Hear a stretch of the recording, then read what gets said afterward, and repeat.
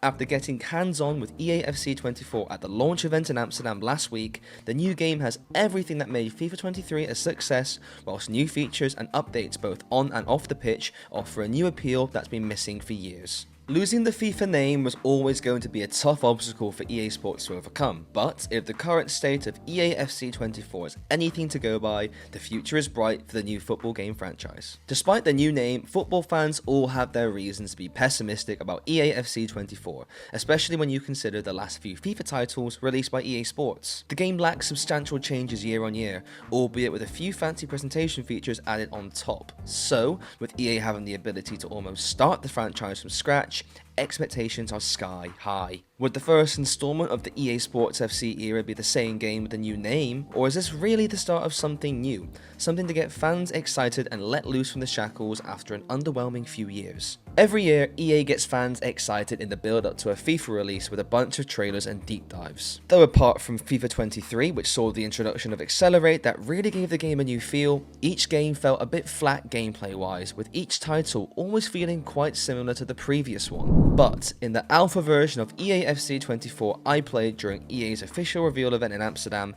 the gameplay did feel different, and personally, it felt more reflective of a real game of football. The gameplay itself felt quite slow in comparison to FIFA 23, although the caveat to this is that this is me comparing EA FC 24 to the current state of Ultimate Team, where most players you face possess a pace rating of over 90. What impressed me the most about EA FC 24 is the new Hypermotion V technology. For the first time, EA has used new technology using volumetric data from more than 180 professional men's and women's football matches to influence players' movements in-game. Hypermotion V has helped introduce a bunch of new features into the game, such as precision passing, effort dribble touch, and what I felt was the biggest change, responsive shooting.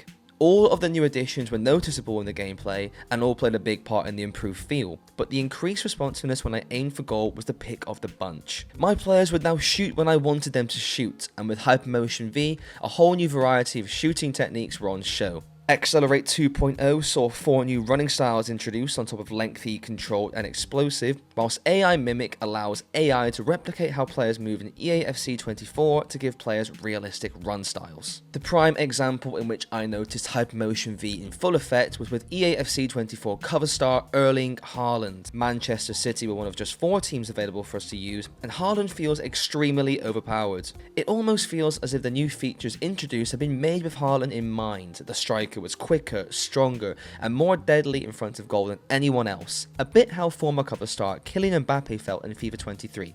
Coincidence? EA has received a bit of flack over the last few years regarding its gameplay, but what they did get right was the presentation and cutscene animations, and that remains in FC 24. We used the Champions League mode to play the new game, and the new cutscenes in the in-game menus from pitch side to the tunnel really added a new level of authenticity to the game. Another factor I loved was the animation that played out after a foul was made. If a free kick was won in a dangerous position, you would see the game from the referee's perspective, with players crowding the official with appeals as he sprays the markings on the floor. A feature that received, well, a mixed reception was new on-screen graphics that popped onto the screen when the ball went out of play. Possession graphics covered the pitch whilst the throw-in was being taken, or 3D shot graphics would appear before a goal kick. I personally liked it, but many others didn't. One new factor which I felt was pretty anonymous in the game, however, was playstyles. Replacing the trait system from FIFA 23, playstyles are supposedly meant to hand players certain advantages over others,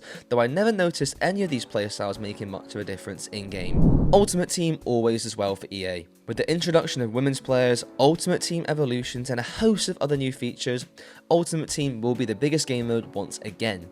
It's the gameplay that has often let down EA in the past, which in my opinion should be the #1 priority for the game. But if this early version of EA FC 24 is close to the final game that's released, EA has got the fundamentals spot on, and I'm excited to see what the future holds for EA FC 24.